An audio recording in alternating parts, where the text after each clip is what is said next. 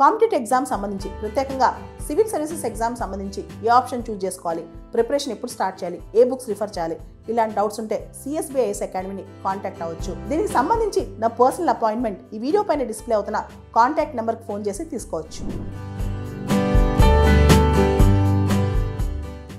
250 సంవత్సరాల అమెరికా చరిత్రలో ఎప్పుడు కూడా అఫీషియల్ లాంగ్వేజ్ మీద ఇంత ఎక్కువగా చర్చ రాలేదు. అమెరికాలో ఈ రోజున మార్చి 2, 2025 ఈ రోజున డొనాల్డ్ ట్రంప్ ఒక ఎగ్జిక్యూటివ్ ఆర్డర్ సైన్ చేశారు. English is the national language of America అని చెప్పి ఆయన ఒక ఎగ్జిక్యూటివ్ ఆర్డర్ సైన్ చేశారు. అసలు 2016లోనే ఆయన ఎలక్షన్ క్యాంపెయిన్లో ఒక మాట అన్నారు, this is a country where we speak English, it's English, you have to speak English అని చెప్పి. సో అప్పటి నుంచి ఆయన ఇంగ్లీష్ మీద పట్టుబట్టారనమాట. అమెరికా అనేది లింగ్విస్టికలీ డైవర్స్ కంట్రీ, చాలా భాషలు ఉంటాయి అక్కడ. ఇంగ్లీష్ డామినేషన్ ఉన్నా సరే చాలా భాషలు ఉంటాయి. ఇమిగ్రెంట్స్ వస్తారు, చాలా భాషలు మాట్లాడతారు, స్పానిష్, చైనీస్, ఇలా రకరకాల భాషలు అక్కడ ఉంటాయి. కానీ ట్రంప్ మాత్రం ఈ ఇమిగ్రెంట్స్కి అదేవిధంగా ఇండిజినస్ లాంగ్వేజెస్కి పెద్ద క్వశ్చన్ వేశారు. అసలు మీరెవరు, మీ భాష మాకు ఎందుకు ఇక్కడ? కల్చరల్ నేషనలిజం అనే కాన్సెప్ట్ మనం ఇక్కడ గుర్తు తెచ్చుకోవాలి. అంటే మా కల్చర్ ఇది, మా కల్చర్ని మేము కాపాడుకుంటాం. అమెరికాలో ఆల్రెడీ ఇంగ్లీష్ ఎక్కువ మాట్లాడతారు, కానీ ఇంగ్లీషే నేషనల్ లాంగ్వేజ్ అని చెప్పి ఇంతవరకు అమెరికాలో ఎవరు కూడా ఆ రేంజ్లో పోరాడలేదు. ఇప్పుడు డొనాల్డ్ ట్రంప్ అనమాట. యాక్చువల్లీ 1907లో ఇంగ్లీష్ ఓన్లీ మూవ్మెంట్ అనేది జరిగింది. అప్పట్లో థియోడర్ రూజ్వెల్ట్ ఈ మూవ్మెంట్ లాంచ్ చేశారు. కానీ ఈ రేంజ్లో ఖచ్చితంగా ఇంగ్లీషే దేశం మొత్తం నేషనల్ లాంగ్వేజ్ అనే కాన్సెప్ట్ మాత్రం ఇలా వచ్చిందనమాట. అమెరికాకి స్వతంత్రం వచ్చింది 1776, అమెరికా రాజ్యాంగం వచ్చింది 1789. గత 250 సంవత్సరాల చరిత్రలో అమెరికాలో ఇంత పెద్ద ఎత్తున ఇంగ్లీష్ మీద అఫీషియల్ ఆర్డర్ అనేది ఫెడరల్ గవర్నమెంట్ ఇవ్వలేదన్నమాట. అమెరికాలో 30 రాష్ట్రాలు ఇంగ్లీష్ని అఫీషియల్ లాంగ్వేజ్గా ఆ రాష్ట్రాలు ఉన్నాయి. కానీ ఫెడరల్ గవర్నమెంట్ అనేది కాస్త లిబరల్గా ఉండేది.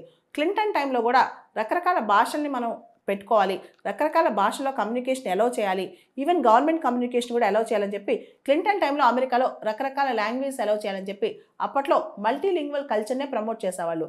2021లో కూడా అమెరికాలో ఇంగ్లీష్ని నేషనల్ లాంగ్వేజ్ చేయాలన్న చర్చ వచ్చినప్పుడు కాంగ్రెస్లో ఇది ఆగిపోయిందనమాట. కాంగ్రెస్ ఒప్పుకోలేదు. అయితే ఇప్పుడు మాత్రం డొనాల్డ్ ట్రంప్ డైరెక్ట్గా ఎగ్జిక్యూటివ్ ఆర్డర్ సైన్ చేశారు. అమెరికన్ ఇన్స్టిట్యూషన్స్లో ఒక ప్రాపర్ స్టాండర్డ్ లాంగ్వేజ్ ఉండాలని, నేషనల్ యూనిటీ అనేది అక్కడ చాలా ఇంపార్టెంట్ అని, ఇంగ్లీష్ అనేది చాలా ముఖ్యమైన భాష, అది వాళ్ళ కల్చర్ గుర్తింపు అని చెప్పి ఇప్పుడు నమ్ముతున్నారనమాట. అసలు ఎందుకు అమెరికాలో నేషనల్ లాంగ్వేజ్ ఇంగ్లీష్? అసలు ఎందుకు చాలామంది రిపబ్లికన్స్ దీన్ని సపోర్ట్ చేస్తున్నారంటే అమెరికన్ నేషనల్ ఐడెంటిటీ, యూనిటీ ఖచ్చితంగా ఇంగ్లీష్ ద్వారా ఉంది. అదేవిధంగా అఫీషియల్ కమ్యూనికేషన్ మొత్తం కంప్లీట్గా ఇంగ్లీష్లో ఉంటే అడ్మినిస్ట్రేటివ్ ఎఫిషియన్సీ పెరుగుద్ది.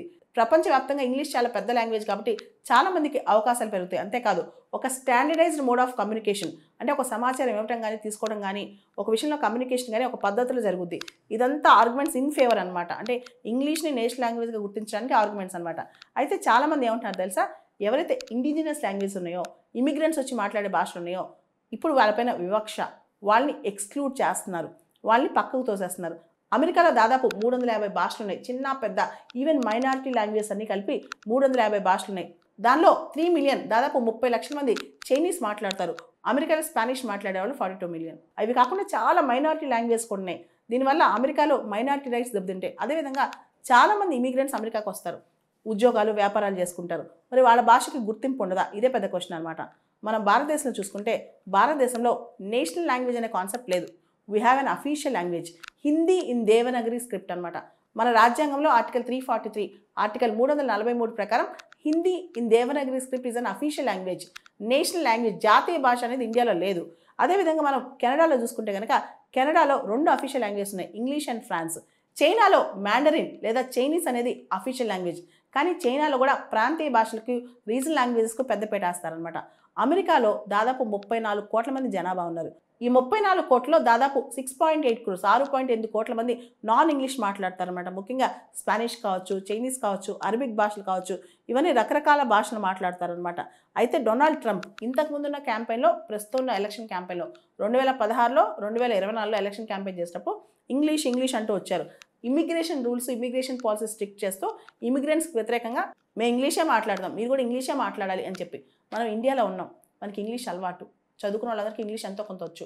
ఎందుకంటే బ్రిటిష్ వాళ్ళ లెగసీ కల్చర్ మనలో ఇంకా ఉంది, ఇంగ్లీష్ ఎడ్యుకేషన్ నేర్చుకుంటాం. కానీ చాలా దేశాలు, మీరు బ్రెజిల్ వెళ్ళినా, అర్జెంటీనా వెళ్ళినా, చాలా లాటిన్ అమెరికా కంట్రీస్ కానీ ఇలాంటి చాలా దేశాలు వెళ్తే అక్కడ స్పానిష్, పోర్చుగీసు అదే పాపులర్. చాలా మందికి అక్కడ ఇంగ్లీష్ ఒక ముక్కు కూడా అర్థం కాదనమాట. మనం ఏమనుకుంటాం, లాటిన్ అమెరికాలో మొత్తం అందరికి ఇంగ్లీష్ వచ్చు అనుకుంటాం. కానీ మీరు లాటిన్ అమెరికాలో కొన్ని కంట్రీస్కి వెళ్తే వాళ్ళు మాట్లాడే ఒరిజినల్ నేటివ్ భాషలో వాళ్ళు మాట్లాడతారు. స్పానిష్ కావచ్చు, పోర్చుగీస్ కావచ్చు, ఇవే మాట్లాడతారు. ఇంగ్లీష్ అసలు మాట్లాడరు. అలాంటి వాళ్ళకి ఇప్పుడు ఖచ్చితంగా అమెరికాలో ఇంగ్లీషే నేషనల్ లాంగ్వేజ్ అంటే వాళ్ళకి మరి కష్టమే కదా. ప్రపంచవ్యాప్తంగా 180 దేశాలు దాదాపు అఫీషియల్ లాంగ్వేజ్ గురించి మాట్లాడుతున్నాయి.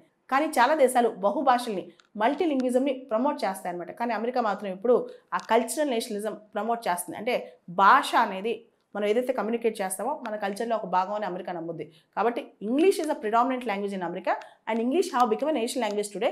ఫస్ట్ టైం ఈ 250 ఏళ్ళ చరిత్రలో ఇంత గట్టిగా ఇంగ్లీష్ సంబంధించి ఇంత ఎగ్జిక్యూటివ్ ఆర్డర్ రావడం, మరి ఇది అమెరికన్ కాంగ్రెస్ ముందు ఎలా నించుంటుంది? రిపబ్లికన్స్ అందరూ ఇంగ్లీష్ సపోర్ట్ చేస్తారు, మరి డెమోక్రాట్స్ సపోర్ట్ చేస్తారా? ఇదే పెద్ద క్వశ్చన్ అనమాట.